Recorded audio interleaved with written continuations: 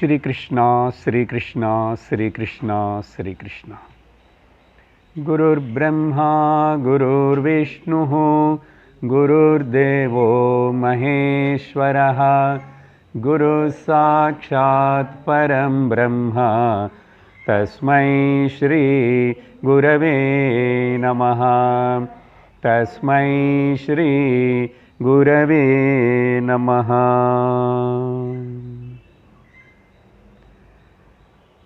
सत्यव्रतं सत्यपरं त्रिसत्यं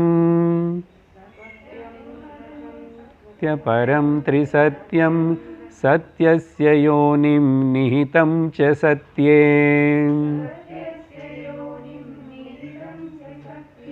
सत्यस्य सत्यं ऋतसत्यनेत्रं ऋतसत्यनेत्रं सत्यात्मकं त्वां शरणं प्रपन्नाः शरणं प्रपन्नाः।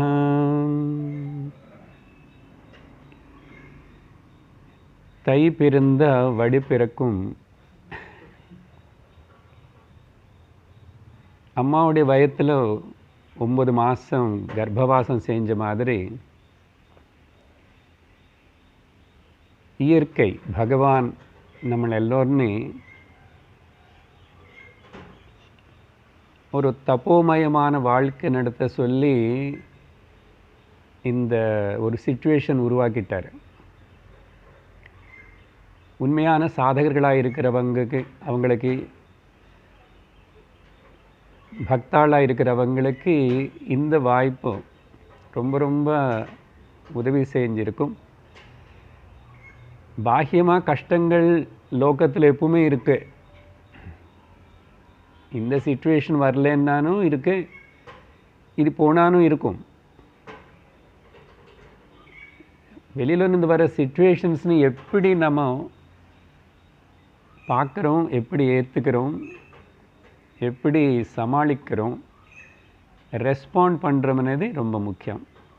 அப்படிப்பட்ட ஒரு சூழ்நிலை. பரவாயில்ல, சங்கராந்தி முடிச்சிட்டு நமக்கு சத்சங்கம் தொடங்கணுமனி ஒரு பகவானுடைய ஆக்ஞை. இன்னைக்கு நம்ம ஆஸ் யூஷுவலாக உத்தவ கீதை 6வது அத்தியாயம் வரைக்கும், 6வது அத்தியாயத்தில் 40வது ஸ்லோகம் வரைக்கும் நம்ம பார்த்திருக்கோம். நடுவில் வேறு நிறைய சத்சங்கங்கள் வீட்டிலே ரெக்கார்ட் பண்ணி உங்களுக்கு நிறைய யூடியூப்பில் அனுப்பப்பட்டிருக்கு. நிறைய பேர் அதெல்லாம் ஃபாலோ பண்ணியிருப்பீங்கன்னு நான் நினைக்கிறேன். இன்றைக்கி அடுத்த விஷயத்தை நீ பார்க்குறதுக்கு முன்னாடி அந்த 40வது ஸ்லோகம் வரைக்கும் என்ன நடந்துச்சுன்னா 5 அத்தியாயங்கள் திருப்பி சொல்ல போகிறீங்களான்னு கிடையாது. இதுக்கு நெருங்கி பக்கத்தில் என்ன நடந்தது அப்போ தானே ரீகேப் நம்ம ஞாபகப்படுத்த முடியும். 26வது ஸ்லோகத்தில், இந்த 6வது அத்தியாயத்தில் உத்தவர் 2 கேள்விகள் கேட்டார் பகவான்கிட்ட. உத்தவ கீதை பகவானுக்கு உத்தவருக்கு நடுவில் நடந்த சம்வாதம், உத்தவருக்காக சொல்லப்பட்ட பகவானுடைய அமிர்த வாக்கியங்கள். பகவத்கீதானே இது ஒரு பாப்புலராக இருக்கிறதுனால மக்களுக்கு நடுவில் கன்ஃபியூஷன் வரக்கூடாதுன்னு சொல்லிட்டு இது உத்தவ கீதான்னு சொல்லப்பட்டிருக்கு. ஸோ அது பகவான் கீதை, பகவான் பாடியிருக்காரு. அதனால் இது உத்தவ கீதை உத்தவர் பாடியிருக்காருன்னு நினச்சக்கூடாது. உத்தவருக்காக பகவான் பேசியிருக்கார், பாடியிருக்காருன்னா பேசியிருக்கார். என்ன 2 கேள்விகள்னா, அதுக்கு முன்னாடி பல விஷயங்கள் நிறைய பார்த்தோம். உத்தவ உவாச்ச, சும்மா கேளுங்க, இப்போ அது போய் தேட வேண்டாம், நமக்கு ஒரு கண்டினியூட்டிக்காக தான். சாது சத்தவோத்தம ஸ்லோக மத கீத்ருக்விதக பிரபோ பக்தி ஸ்வயுபஜ்யதேத கீத்ருஷி சத்பிராத்ருதா. ஓ பிரபோ பகவான், உத்தம ஸ்லோக பகவானுக்கு பேர். லோகத்தில் யாரை பற்றி உத்தமமானவன்னு சொல்ல முடியும்? ஆண்டாள் பாடியிருக்கேன்ல, உத்தமன் பாடியிருக்கான். ஸோ உத்தம ஸ்லோக, உத்தமர்களான மகாத்மர்களினால் பாராட்டப்பட்ட, ப்ரைஸ் பண்ணப்படுற உத்தம ஸ்லோகங்கள், குணங்கள் இருக்கிற ஓ பகவானே, உன்னுடைய திருஷ்டியில், உன்னோட அபிப்பிராயத்தில் லோகத்தில் மகாத்மான்னா யார்? சாதுஹு கீத்ருக்விதா தவ மதः. உன்னுடைய திருஷ்டியில், உன்னோட அபிப்பிராயத்தில், வேறு யாரோ சொன்ன என்ன, நீ சொன்னால் தானே எனக்கு அதாரிட்டி. ஆனால் லோகத்திலும் நமக்கு அப்படி இருக்கோ? பகவான் சொன்ன வார்த்தைகள் அதாரிட்டியை எடுத்துக்கிறோமா? இல்லை. எங்கள் பக்கத்து வீட்டில் பாட்டி சொன்னாங்க, பின்னாடி வீட்டில் தாத்தா சொன்னாங்க. என்ன பகவான் சொன்ன வாக்குகள் கேட்கறது இல்லை நிறைய பேர். பக்தாள் ஏதுன சரி எடுத்து போட்டு, பக்தாள் ஏதுன பாடல் அதெல்லாம் கேட்குறாங்க, பாடுறாங்க, அதெல்லாம் ஓகே. பகவான் நம்மளுக்காக என்ன பேசியிருக்காருன்னது ரொம்ப ரொம்ப ரேர். நிறைய பேர் கேட்க மாட்டான். கேட்டாலும் எட்டாது, கேட்டாலும் அனுசரிக்கிறதுக்கு மனசு வராது. அப்படிப்பட்ட ஒரு கஷ்டம்னு சொல்லணுமோ, சூழ்நிலைன்னு சொல்லணுமோ. ஸோ நீ சொல்லணும் பகவானே, உன்னை வாயால் நான் கேட்க விரும்புகிறேன். முதல் கேள்வி.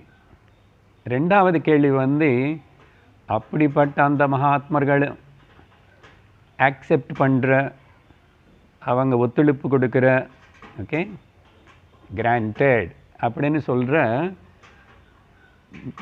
பக்தி என்ன அவங்க திருஷ்டியில்? என்ன பக்தி అనేది பகவான் பண்ண மாட்டார், பக்தாள் தானே பண்ணணும். பகவானுடைய பெருமை அதெல்லாம் பக்தி అనేది பக்தனை பண்ணுவான், பகவான் அனுகிரகம் பண்ணுவார்.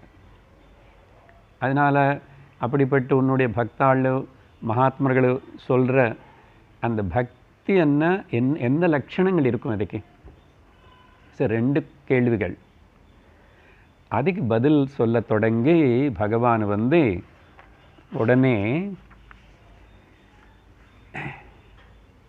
30 குணங்கள், 1 2 இல்லை. மகாத்மான்னு யாருன்னு கேட்டால் இல்லை உத்தவா கேட்டுக்கோன்னார். அப்படின்னு சொல்லிட்டு இந்த எல்லாம் பார்த்துருக்கோம் நம்ம.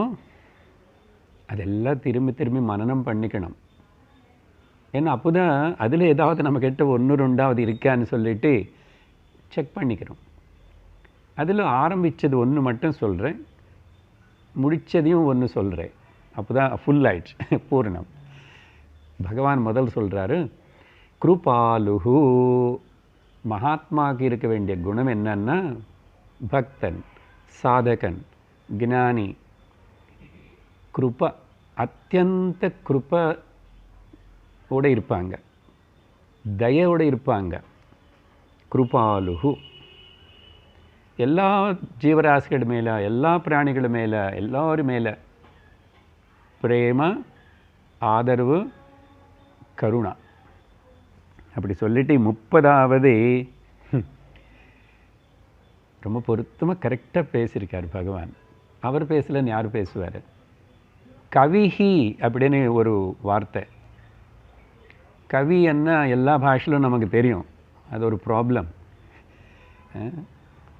கவித்துவம் எழுதுகிறவங்க எல்லாரும் கவியணி நம்ம நினச்சிக்கிறோம். உண்மையான கவியணி அர்த்தம் முதல் கவி பிரம்மதேவனேமா. பிரம்மனுக்கு ஒரு பேர் கவி. அதுக்கப்புறம் ரொம்ப சிறப்பாக பெரும்பாலும் சொல்லப்படுற கவி என்ன, ஆதிகவி வால்மீகி.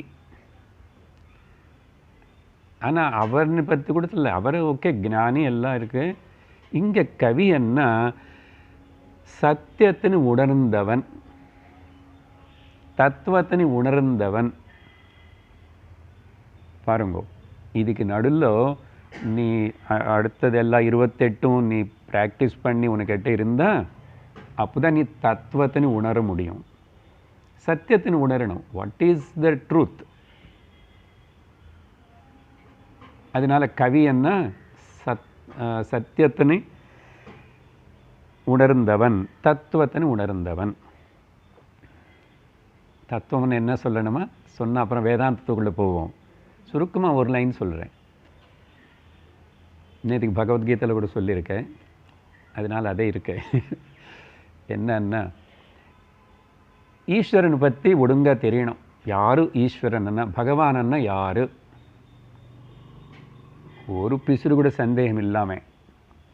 ரெண்டாவது, அவனால் உருவாக்கப்பட்ட இந்த காணப்படுற இந்த உலகம் என்ன, இது இது என்ன, இது அந்த உலகத்திலே நானும் ஒரு அம்சம், பாகம்.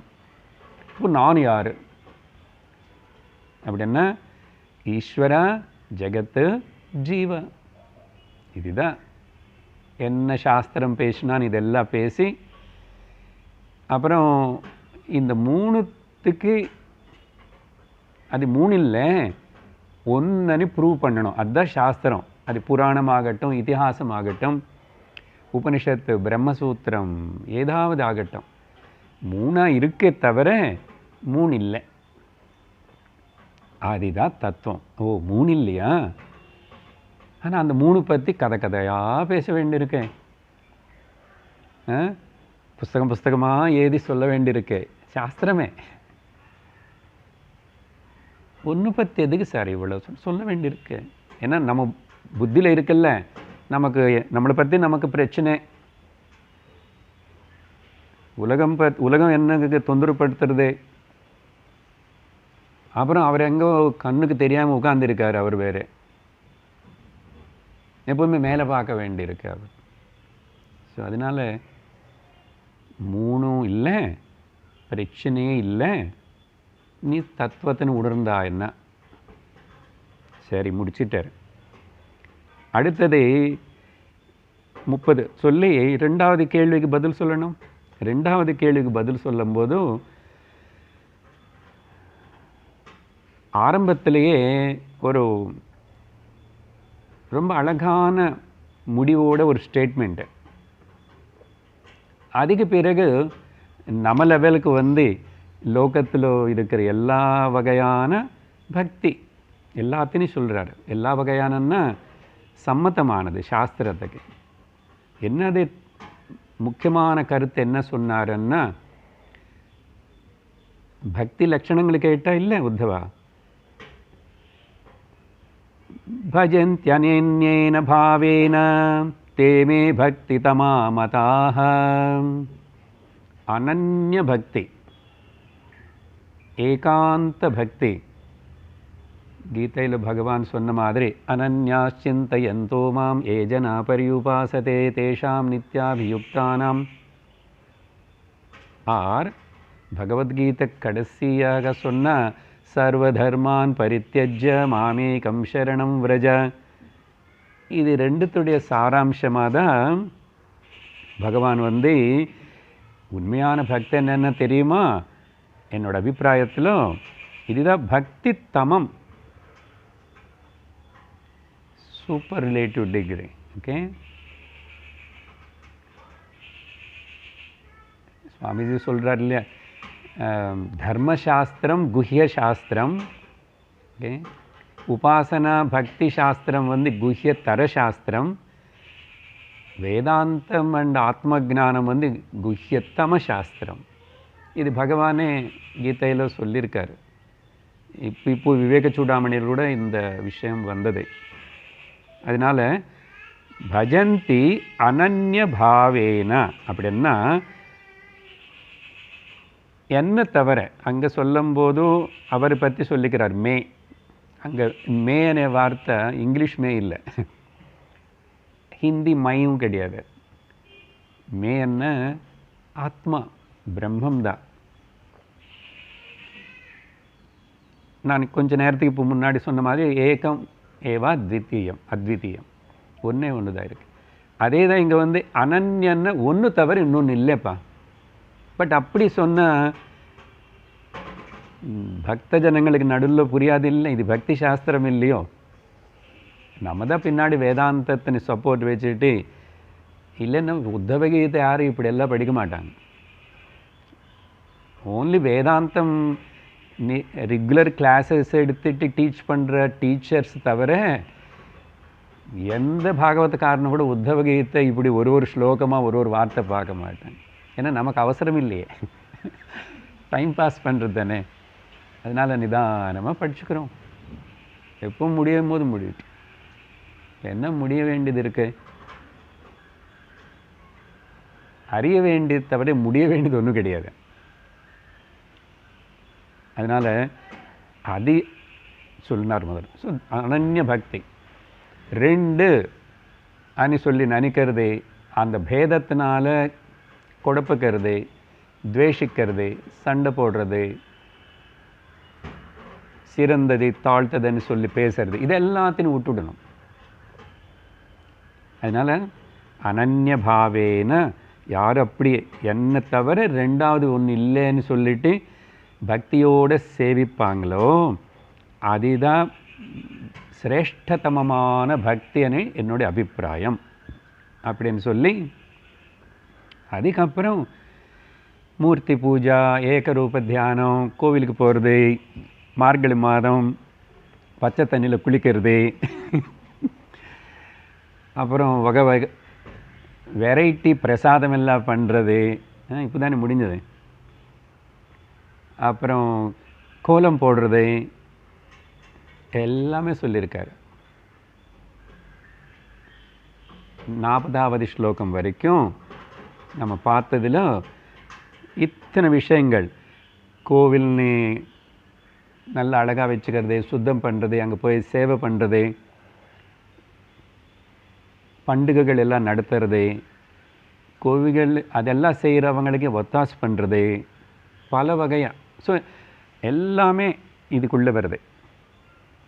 அந்த பக்தியில் preliminary religious and devotional practices எல்லாம் சேர்ந்து அதில் வருது.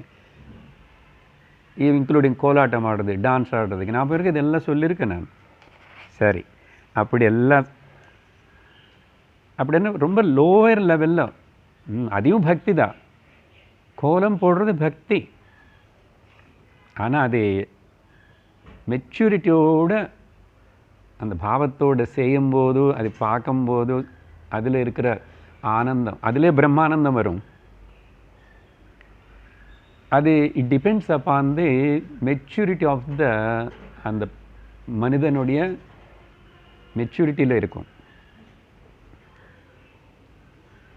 அப்படின்னு சொல்லி பகவான் பலதெல்லாம் சொல்லி, சரி 40வது ஸ்லோகத்தில் கடைசியாக நான் இத்தனை விவரிக்கிறேன். இந்த விஷயங்கள் நிறைய ஸ்லோகங்களை விவரித்தார்.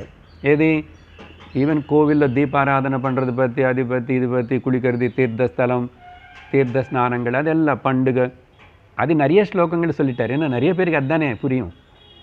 நிறைய பேர் அந்த லெவலில் இருந்து தான் வராங்க இல்லையா.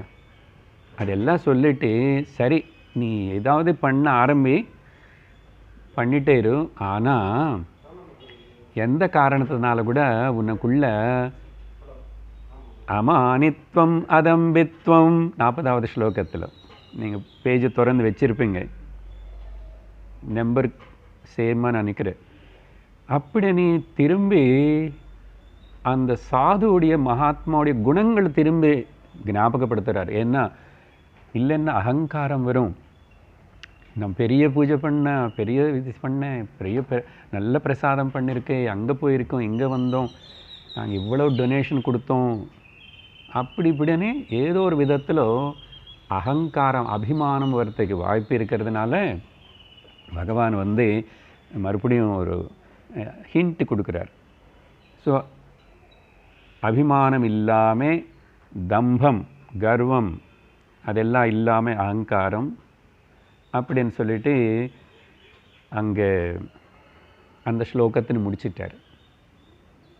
இன்றைக்கி இப்போ நம்ம 41வது ஸ்லோகத்தில் வந்து என்ன சொல்ல போகிறாரு. இந்த டாபிக் இன்னும் முடியல. இன்னும் கொஞ்சம் ஸ்லோகங்களுக்குள்ள இந்த அத்தியாயம் இந்த டாப்பிக்கே முடியும்.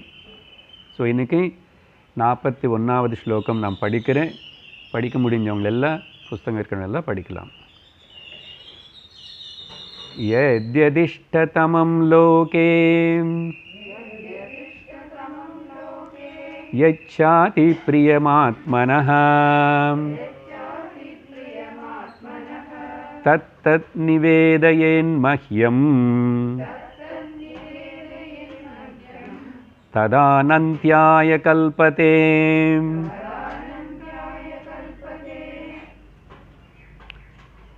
இப்போது 40வது ஸ்லோகம் வரைக்கும் நிறைய உனக்கு அப்படி பண்ணும் இப்படி பண்ணும், உனக்கு எப்படி பிடிக்கிறது அதெல்லாம் பண்ணும், ஆனால் என்ன மனசில் வச்சுக்கிட்டு பண்ணணும், பிரேமையோடு பண்ணு அப்படி சொல்லும்போது இங்கே அப்புறம் நீ என்ன பண்ண, எந்த அளவுக்கு விலையானது எனக்கு கொடுத்த, இதெல்லாம் கிடையாது.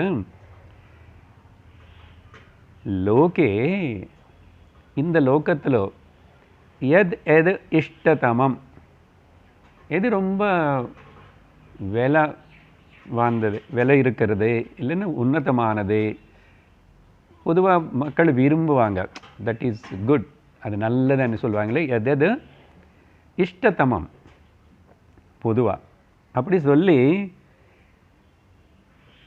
யச்ச ஆத்மனः அதி பிரியம். சரி, யார் யாருக்கும் என்னென்னமோ பிரியமாக இருக்கிறது பற்றி இல்லை, உனக்கு என்ன பிரியம், உனக்கு என்ன பிரியமாக தோணுறதோ, நீ எது ரொம்ப விரும்புகிறியோ அது எனக்கு கூடன்றார். மாட்டுக்கு போகிறோம். இது நான் மேலோட்டமாக சொன்னால் நல்லா தான் இருக்கும், மேலோட்டமாக சொல்ல மாட்டோமே நம்ம வேதாந்திகள் இல்லையோ. சொல்கிறேன், முதல் சாதாரணமாக சொல்கிறேன். அதனால் அதி பிரியம், அங்கே எகெயின் எக்ஸ்ட்ரா அத்தியந்த பிரியமே உனக்கு எதுவோ, உனக்கு காஞ்சி பட்டு புடவை பிரியமா அது கொடு. சார் எப்படி கட்டுக்குவார், சாருக்கு இல்லை, தாயாருக்கு கொடு. நீ 10,000 பட்டு புடவை வச்சுக்கிட்டு அம்மகனுக்கு வந்து 10 ரூபாய் படமா,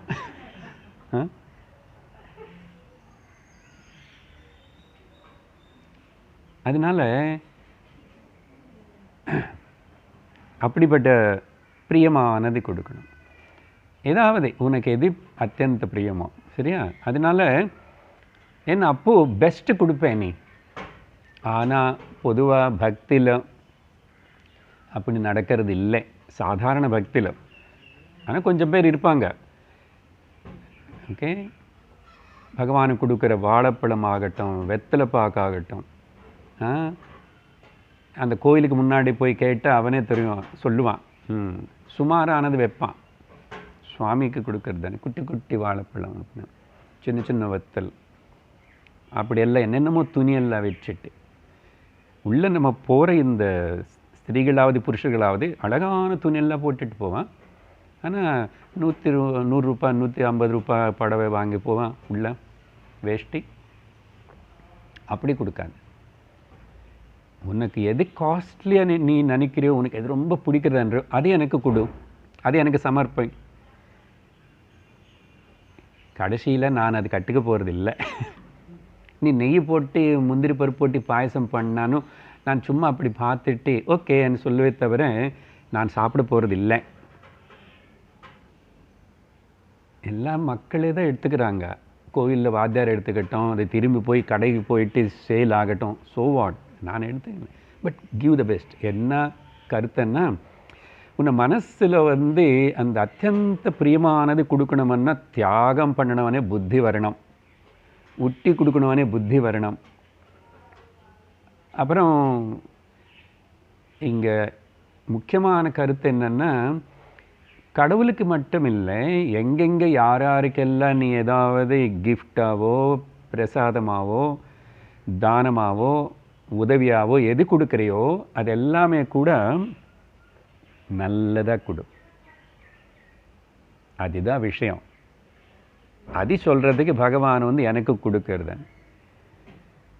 இது மட்டும் நோட் பண்ணி வச்சுக்குவாங்க மக்கள். அது வச்சுட்டு கோவிலில் அதில் சில பேர் அது கூட கோவிலில் சுவாமிக்கு கிட்ட இருந்து எல்லாம் செய்கிற குருக்களே வாத்தியாரை கூட ஏமாற்றுவார், பண்ண மாட்டார். அப்போது என்ன விஷயம்னா வாழ்க்கையிலேயே நீ கொடுக்கலன்னு ஒன்றும் இல்லை, கொடுக்கணும் అనేది தர்மம். இருக்கிறதுல ஏதோ கொஞ்சம் கொஞ்சமாவது நீ கொடுக்கணும், உன்னை தகுதிக்கு தகுந்த மாதிரி. அந்த கொடுக்கறது எப்பவுமே பெஸ்ட்டாக அப்படி கொடு, சந்தோஷத்தோடு கொடு. தைத்திரோபனிஷத்தில் பார்த்தோம் இல்லையா, ஸ்ரத்தையா தேயம் அஸ்ரத்தையா அதேயம் ஹிரியாதேயம் பியாதேயம் சம்விதாதேயம். அந்த கொடுக்கறது பற்றி அத்தனை விஷயம் அங்கே சொல்கிறது. அப்புறம் இன்னும் ஒரு ஆழமான விஷயம் என்னன்னா, யோசிச்சு பாருங்கோ, நமக்கு எல்லோருக்கும் நல்லா பிடிச்ச விஷயம் என்ன? இது காமன், எல்லோருக்கும் பிடிச்சது. வேறு ஏதாவது பொருள் கேட்டால் தூக்கம் விட்டி கொடுங்க பகவானுக்கு. ரொம்ப சிம்பிளாக சொல்லிட்டீங்க.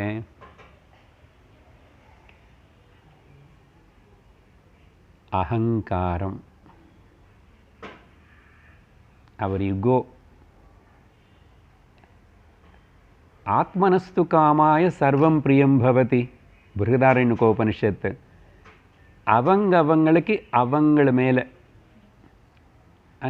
அவனுடைய அபிமானம், நான் என்ன மேலே எனக்கு பிரியம். அகங்காரம் என்ன சொன்ன புரியலன்னா, அபிமானம் என்ன சொன்ன புரியலன்னா, மனசுன்னு சொன்னால் புரியும் இல்லையோ. உனக்கு உன்னோட அகங்காரம் உனக்கு ரொம்ப பிடிக்கும், அது விட்டி கொடுக்கறதுக்கு தானே எல்லாரும் கஷ்டப்படுறாங்க. வேதாந்தத்தில் உள்ளந்தானே சரி, தேகாத்ம பாவ விட்டுடு, அகங்காரத்தின விட்டுடு, இது ரெண்டு தானே விடாமல் சொல்லிட்டே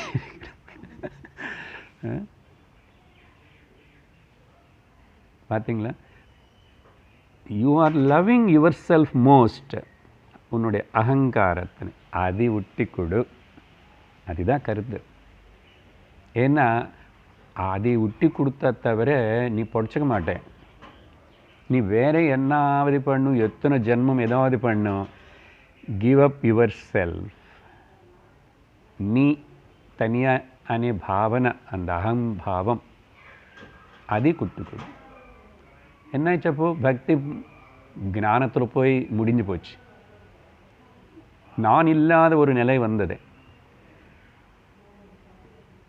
அப்படின்னு சொல்லி பகவான் இப்படி பண்ணால் என்னாகும் தெரியுமா? பலம் சொல்கிறார் பகவான் சொல்கிறார். அப்படி யார் எனக்கு கொடுக்குறாங்களோ ததா ஆனந்தியாய கல்பதே. அந்த வார்த்தை ரொம்ப முக்கியம். அது படிக்கலை, இந்த ஸ்லோகமே படிக்கலை, இப்படி சொல்லலைன்னா ஏதேதோ சொல்லிட்டு, ஓ உனக்கு எது பிரியமோ அது கொடுத்துறேன்னு சொல்லிட்டு சும்மா சொல்லிட்டு விட்டுட்டா பகவான் சொன்ன பேச்சு வீணாக போயிடும். ஆனந்தியாயன்னா you will attain the infinite.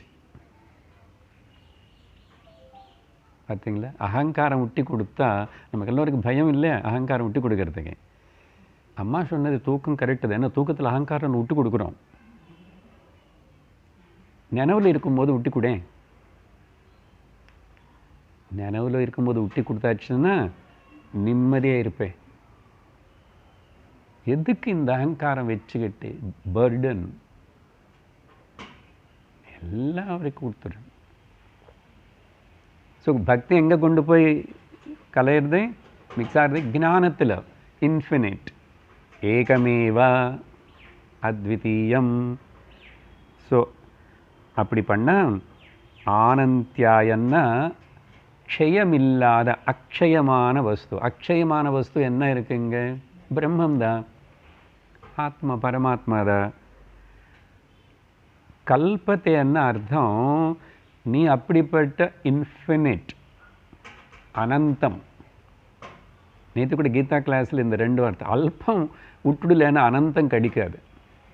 நம்ம அல்பத்துக்கு தான் ரொம்ப அல்பமாக பிஹேவ் பண்ணுறேன். அல்பம்.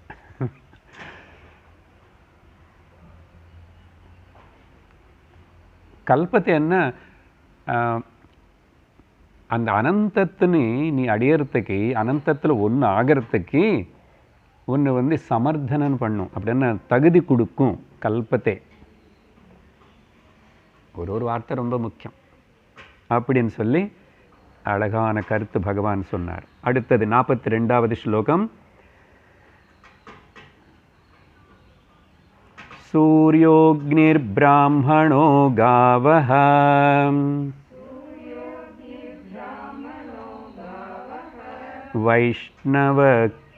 வைஷ்ணவ கம்மருஜ்ஜலம் பூராத்மா சர்வபூதானி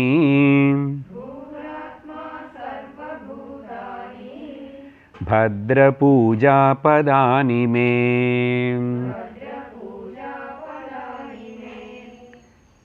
இங்கிருந்து பகவான்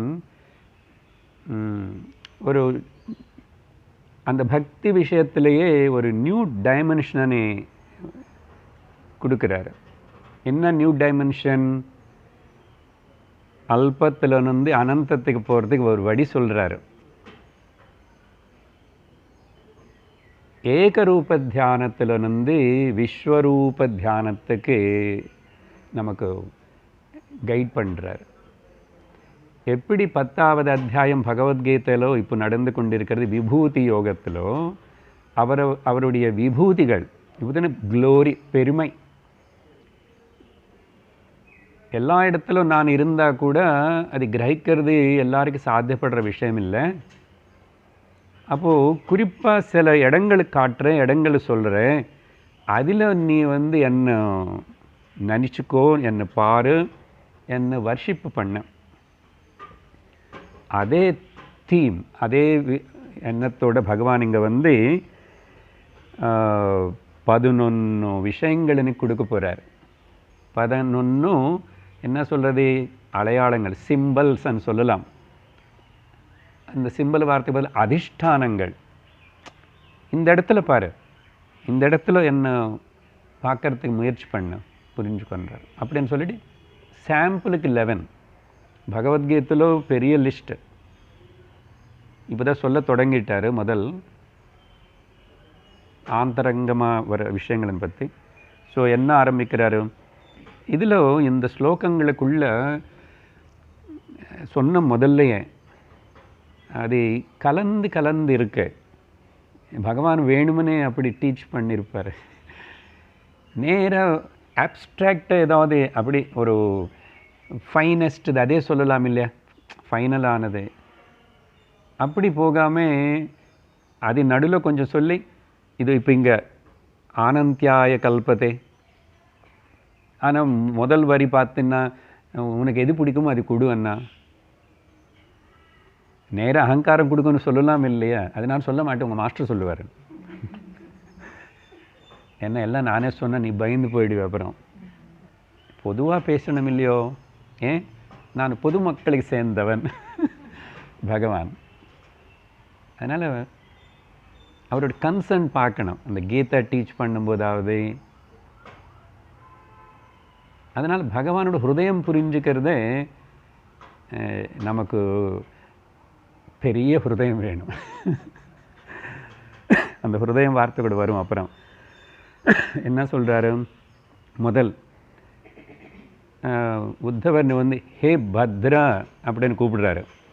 பத்ரான்னா மங்களகரமான புத்தி இருக்கிறவனே, மங்களவான்.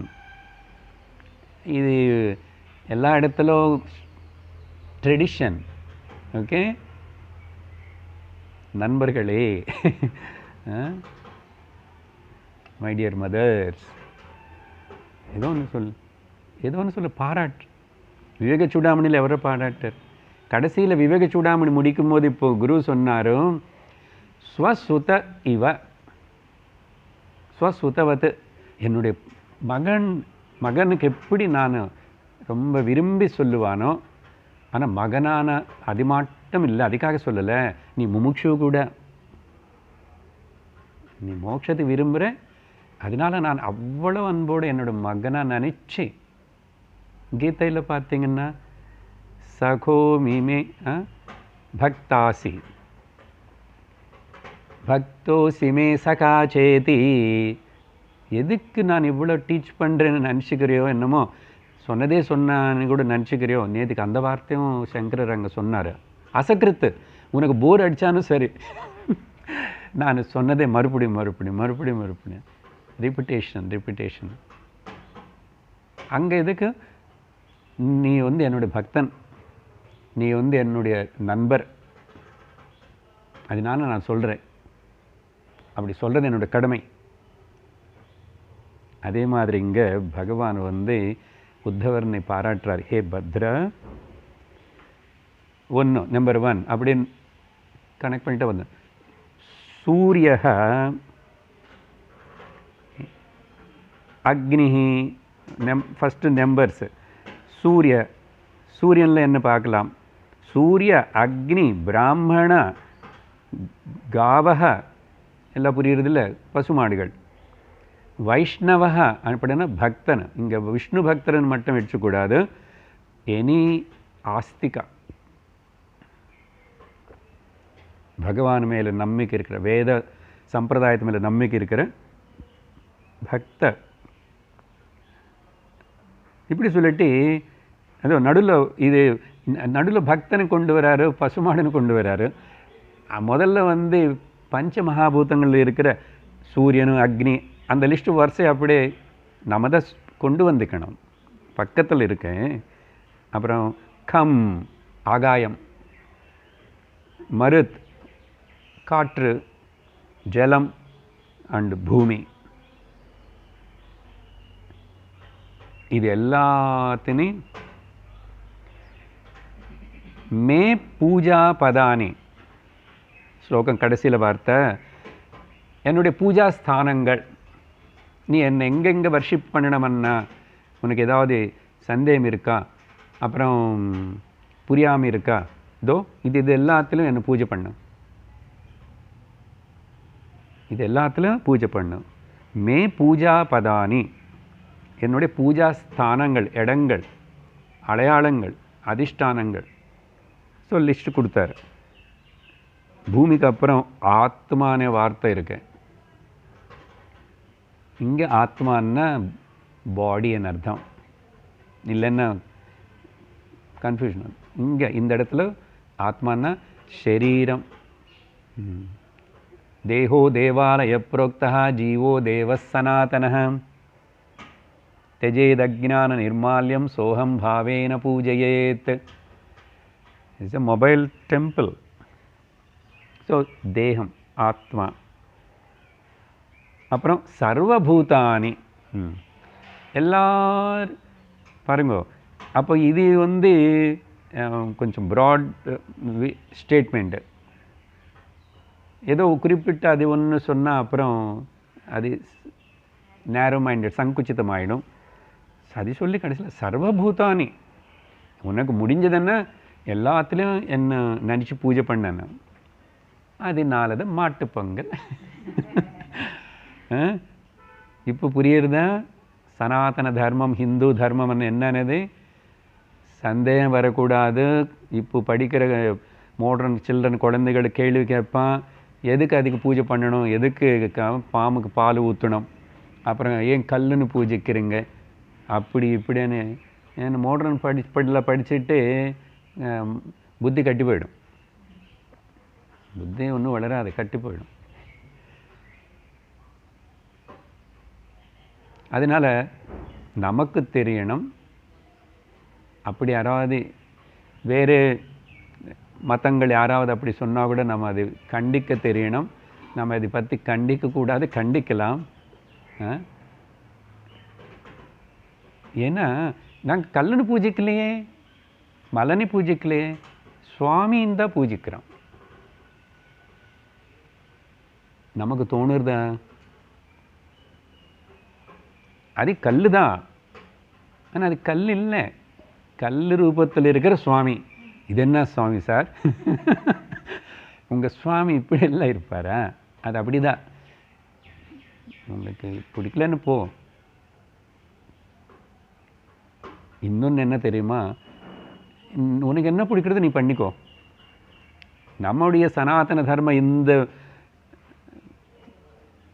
இதோடைய ருஷிகளுடைய திருஷ்டியில் பார்த்தீங்கன்னா எந்த மதத்தின் யாரையும் நம்ம எதுவுமே சொல்ல மாட்டோம். சரி பண்ணிக்கப்போம். அந்த இது கூட வரணும். சர்வபூதானி அப்படின்னு யாருன்னே வெறுக்காத, யாருன்னு அவங்க தப்புன்னு சொல்லாது. அவங்க என்ன பண்ணிக்கிட்டு அவங்க புரிஞ்சுக்கிறான் போகிறான். அதனால் நம்மளுக்கு என்னன்னு இது நம்ம புரிஞ்சுக்கிட்டு சொல்லணும். நம்ம செய்கிறது பற்றி நமக்கு நல்ல ஒரு ஸ்ட்ராங் கன்விக்ஷன், நம்பிக்கை அதில் இருக்கணும். அது பிளைண்ட் நம்பிக்கை இல்லை, அதில் தத்துவம் தெரிஞ்சிருக்கணும். ப்ளஸ் அதே சமயத்தில் அடுத்தவங்களை பற்றி கிறிஸ்டைஸ் பண்ணாது. சரி போச்சு, சண்டை வராது, துவேஷம் வராது, தகராறு இல்லை அப்படின்னு இந்த இடங்கள் காட்டிட்டாரு. எத்தனை சொன்னாரோ நீங்கள் கனெக்ட் பண்ணுங்க. இப்போ அடுத்த ஸ்லோகத்துலேயும் முக்கியமாக மறுபடியும் மேலே சொன்ன படிக்கிற முதல்ல 43வது ஸ்லோகம். சூரியேது வித்யயா த்ரையா ஹவிஷாக்னௌ யஜேதமாம் ஆதித்யேன து விப்ராக்ரே கோஷ்வங்கயவசாதினாம். அந்த மேலே சொன்ன சில முக்கியமானது மறுபடியும் பகவான் எடுத்துட்டு அதை நீ எந்த விதமாக நீ ஆராதிக்கணும், பூஜிக்கணும் அப்படின்னு சொல்லிட்டு வழிபடணும்னு ஒரு கைட்லைன் கொடுக்குறாரு.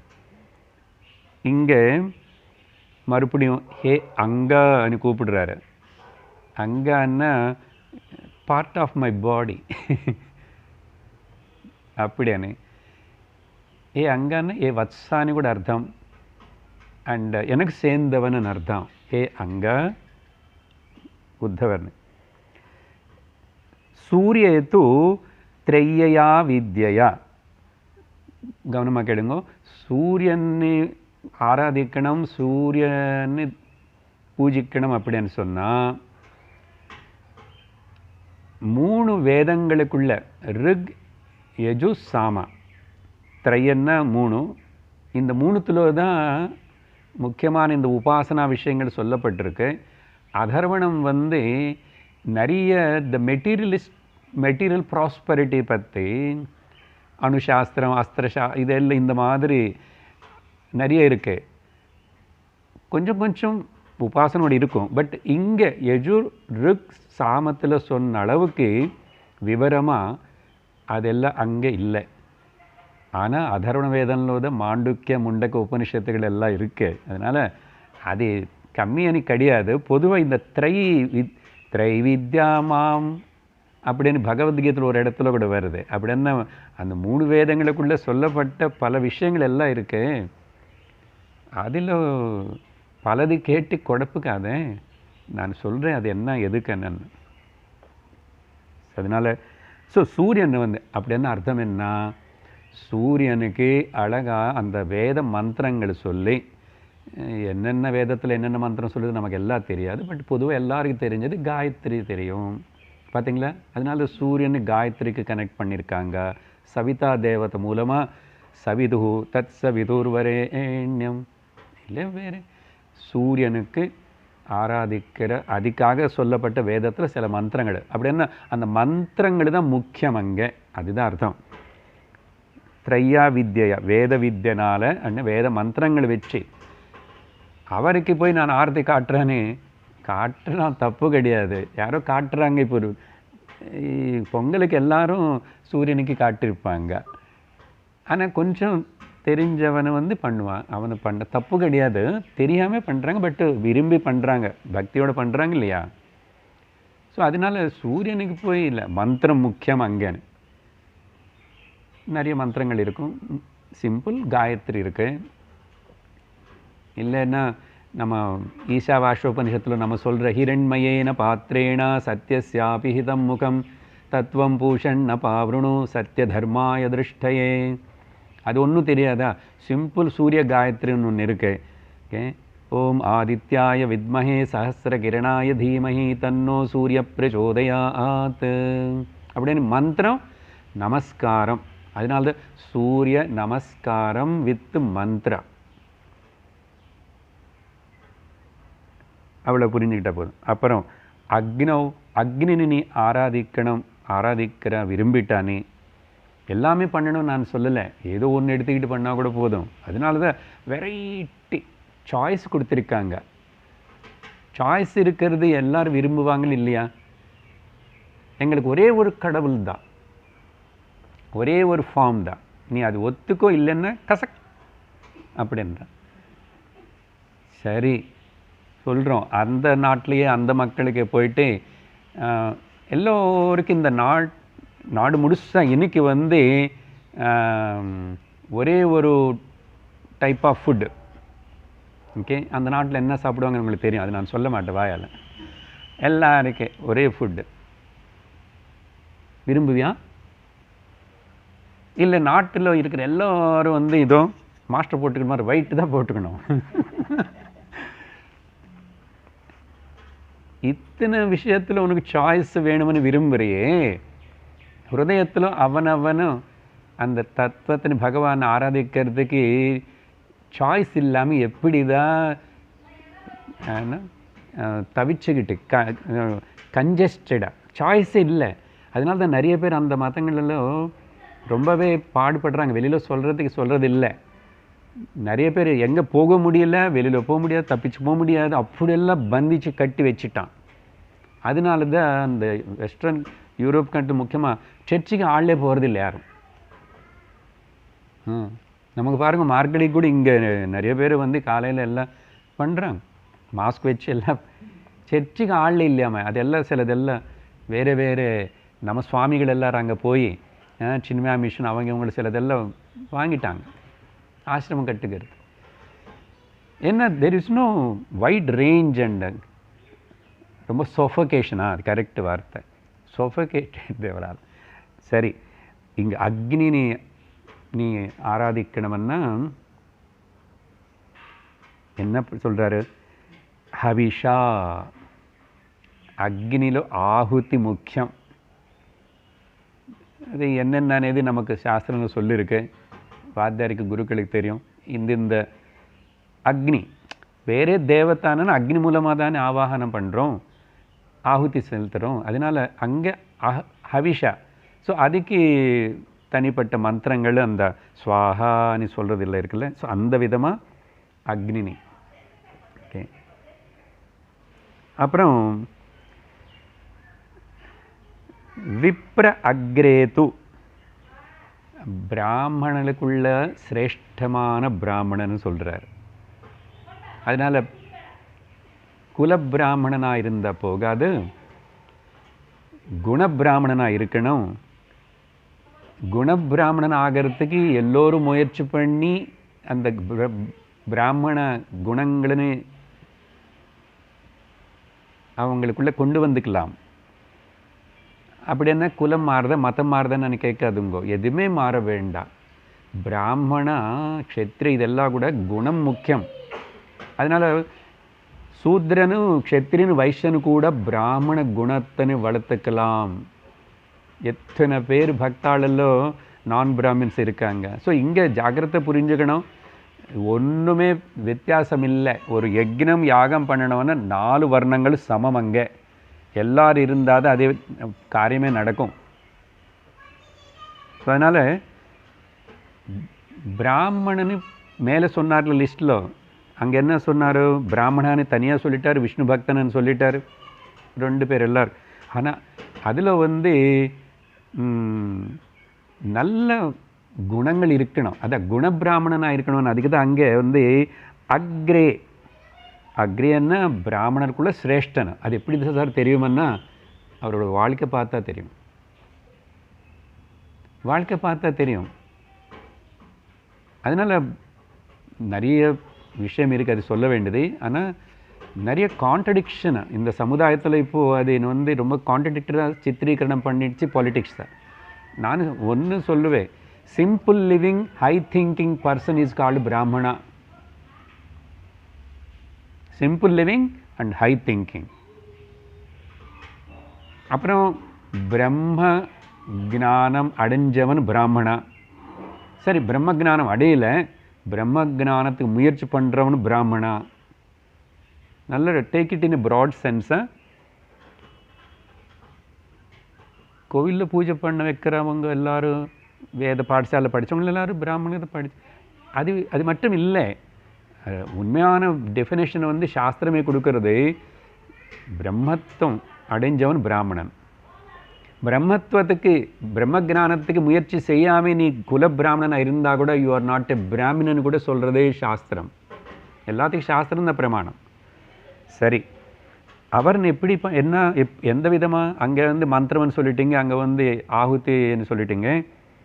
அதிதி பூஜையா பிராமணனுக்கு பூஜை பண்ணலாம். பூஜைன்னா அவருக்கு பாதங்களுக்கு வணங்குறது, அபிஷேகம் பண்ணுறது, பூ போடுறது, நமஸ்காரம் பண்ணுறது. அப்புறம் அதிதி என்ன அவர்னே நல்லா அவருக்கு முக்கியமாக பிராமணன் என்ன விரும்புவான், பசி வயிற்றுக்கு சாப்பாட்டு கட்டுக்கிறதுக்கு ஒரு வேஷ்டி துணி, அதான் சொன்ன சிம்பிள் லிவிங் பிராமணன். அது கொடு. பிராமணனுக்கு வந்து ஒரு மந்திரம் சொல்லிட்டு போயிட்டு வான்னு சொல்லக்கூடாது. அவரே மந்திரம் சொல்லி சொல்லி வந்துட்டார். பார்த்தீங்களா, எதுக்கு எங்கே என்ன கொடுக்கணும்னு தெரியணும். அது அவங்களுக்கு உபயோககரமாக இருக்குமான்னு தெரியணும். அதனால தான் ஸ்பெசிஃபிக். சூரியனுக்கு மந்திரம் சொல்லணும், அக்னியில் வந்து ஆகுதி கொடுக்கணும், பிராமணனுக்கு அதிதி சேவை பண்ணி அவருக்கு சாப்பாட்டு கொடுத்துட்டு ஜலம் கொடுத்துட்டு, அப்புறம் அவருக்கு என்ன தேவை இருக்குது, அவர் ஏதாவது கேட்டோ தெரிஞ்சுக்கிட்டோ அது கொடுக்கணும். யூஸ்லெஸ் எல்லாம் கொடுக்கக்கூடாது. அப்படி சொல்லி ஆதித்யேன. அப்புறம் கோக்கள் பற்றி, பசுமாடு. இந்த பசுன்னு சொன்னாவே மணிக்கணக்கில் பேசலாம், ஆனால் தேவையில்லை. நமக்கு எல்லோருக்கு தெரியும். தெரிஞ்சால் கூட கோஹத்தியன்னு நம்ம நாட்டில் நிஷேதம் பண்ண முடியாமல் ஒரு நிலையில் இருக்கிறோம். சர்வ தேவதைகளுடைய உருவம் பசுமாடு. இது ஏதோ சும்மா சொன்னதில்லை, இங்கே பகவானே ஸ்பெசிஃபிக்காக சொல்கிறாரு. அதனால we have to take it that கோ பூஜை, கோ ஆராதனை, கோ ரக்ஷணை. அது அப்புறம் சயின்டிஃபிக்காக என்னென்ன பார்த்தாலும் யாரும் ஒரு குறையும் சொல்லவே முடியாது. பஞ்ச கவ்யங்களை பற்றியாவது எனி திங், அது என்னமோ ஸ்பெஷல். அப்படி எல்லா ஜந்து இருக்குது, எல்லா சரீரம் ஜந்துக்கள் ஒரே மாதிரி இருக்கும். இது இப்படி ஹாரிஜான்டலாக இருக்குது, 4 கால் இருக்குது, அப்படி இல்லை. பசு மாடு ஸ்பெஷாலிட்டி கொடுத்தாரு கிரியேஷனில் பகவான். அதனால தான் அது நீ ஆராதிக்கணும். கோமாதா ஒரு தாய் எப்படி ஒரு கிரகத்தில் குழந்தைகளுக்கும் நாடு முழுசாக கோமாதா தாய். இன்னும் நிறைய சொல்ல வேண்டியதில்லை, அதோட பெனிஃபிட்ஸ் எவ்வளோன்னு இது சொல்லி மாடாத அளவுக்கு இருக்குது. மித்தலாஜிக்கலாக எடுத்தாலும் சரி, ஃபிலசாஃபிக்கலாக எடுத்தாலும், சயின்டிஃபிக்காக எடுத்துக்கிட்டாலும் சரி, இல்லை ஆதி தெய்வீக விஷயமாக எடுத்துக்கிட்டாலும் சரி, இந்த கோ வர்ஷிப் கவ் அது சொன்னார். எப்படி அதுக்குன்னா யவச ஆதினா அப்படின்னா புல். கோ கேட்டு இப்போ நேற்றுக்கு மாட்டு பொங்கலுக்கு கோ கூட இது ஆரத்தையெல்லாம் காட்டிட்டார். அதெல்லாம் அதுக்கு என்ன வேணும். அதனால் எப்பாவது ஒரு பசு மாடுனி கோசாலைக்கு எங்கே அது போகிறது என்ன, கையில் பழம் அந்த ஏதோ விற்கிறாங்களே கீரை, அது எடுத்துக்கிட்டு போகணும். நீ அதுக்கப்புறம் பூ போட்டியா அக்ஷதை போட்டியா அதுக்கு எல்லாம் தெரியல. பாரு, இதுதான் அதுக்கு என்ன வேணும் அதுக்கு கொடுக்கணும். அப்போ தானே அதுக்கு அது அப்படியே நம்ம கை தான் பார்த்துட்ருக்கோம். அந்த கையில் க்ரீனாக தெரிஞ்சிச்சுன்னா அதே பார்த்துட்ருக்கோம். அதனால் அதுக்கு அப்படி புல் பழம் அது என்ன சாப்பிடுது அதுக்கு கொடுத்துட்டு இந்த மாதிரி இது இந்த மாதிரி மாம் எஜேதா கடைசியில் என்ன சொல்கிறார் பாருங்கோ, அதெல்லாம் நான் தான், அது எல்லாத்துக்குள்ள நான் தான் இருக்கே பகவானு தான் சொல்லிட்டு என்ன பசுமாடில் பிராமணனுக்குள்ள சூரியனுக்குள்ள அக்னிக்குள்ள எல்லாத்துல என்ன பூஜிக்கிறேன் பாருங்க. அங்கே எப்படி விட முடியும்? அப்புறம் இதெல்லாம் கூட சொல்லிட்டா ஜலம், அதெல்லாம் ஜலம் பார்த்தா பகவான் ஞாபகம் வரணும். கோவிந்தேதி சதா ஸ்நானம் கோவிந்தேதி சதா ஜபம். குளிக்கும்போது அந்த கோவிந்த பகவான் கங்கை ஞாபகம் வரணும். அப்படி சொல்லி அடுத்தது 44வது ஸ்லோகத்தில் இன்னும் அந்த கண்டினியூட்டி 11 முடியல இன்னும். வைஷ்ணவே பந்து சத்கிருத்யா ஹ்ருதி கே தியான நிஷ்டயா வாயோ முக்கிய தியா தோயே திரவ்யைஸ்தோய புரஸ்கிருதைஹ.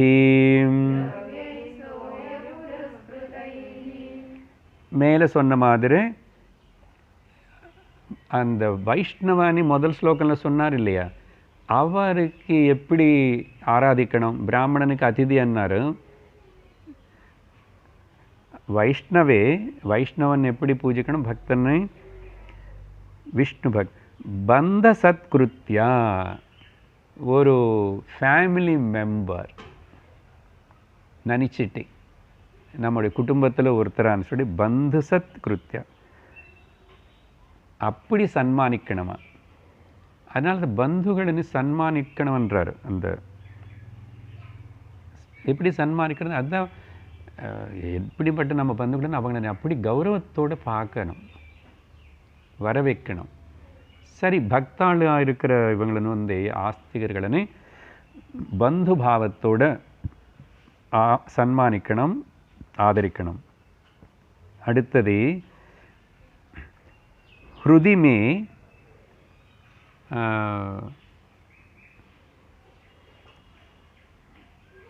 ஹ்ருதி மே தியான நிஷ்டயா வாயோ முக்கிய தியா. ஹிருதயத்தில் முக்கிய பிராணம் இருக்கா, பிராணம் அது இருக்கிறதுனால தானே இங்கே உட்கார முடியுறது நமக்கு. ஸோ பிராணம் அது கொஞ்சம் வேகமாக போகக்கூடாதுன்னு மாஸ்க்கு கட்டுக்குங்கன்னு சொன்னாங்கல்ல. தியானம் பண்ணணும், முக்கிய பிராணம் பற்றி பாருங்கோ. சடன்னு வைஷ்ணவன்றார் பிராமணன்றார் உடனே யோகாவுக்கு போயிட்டார்.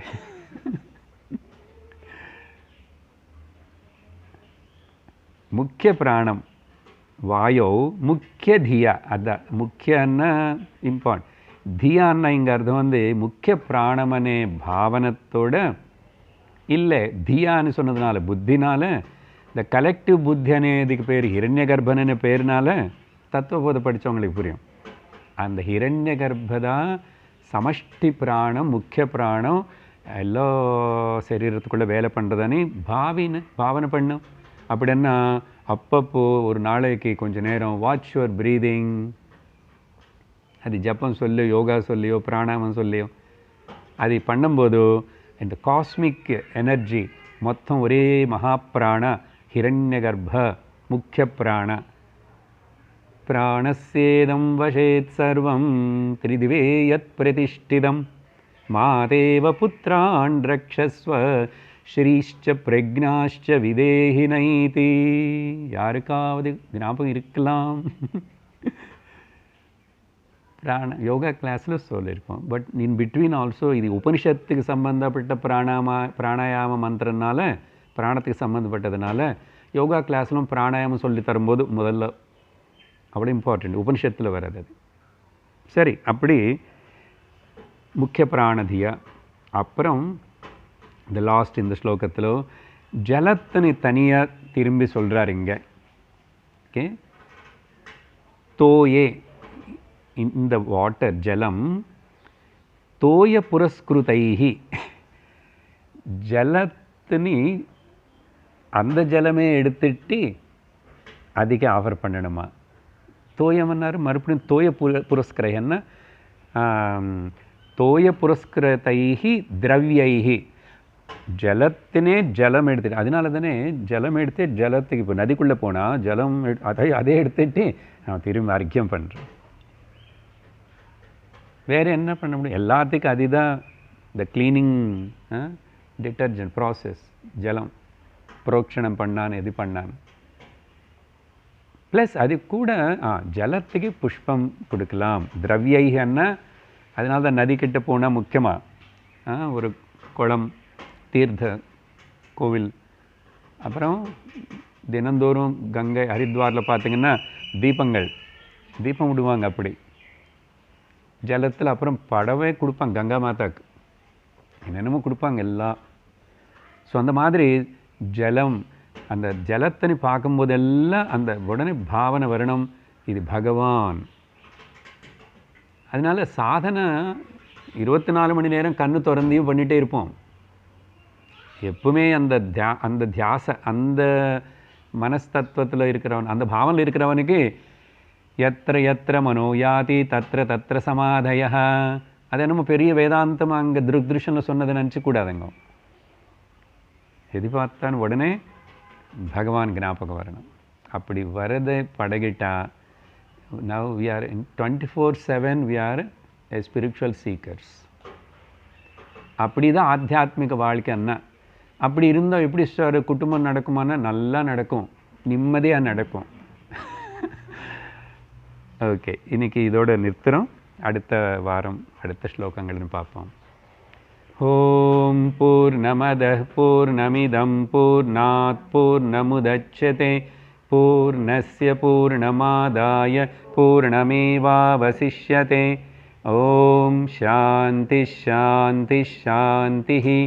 ஹரி ஓம் ஸ்ரீ குருப்யோ நமः. ஹரி ஓம். ஹரி ஓம் தத் சத்.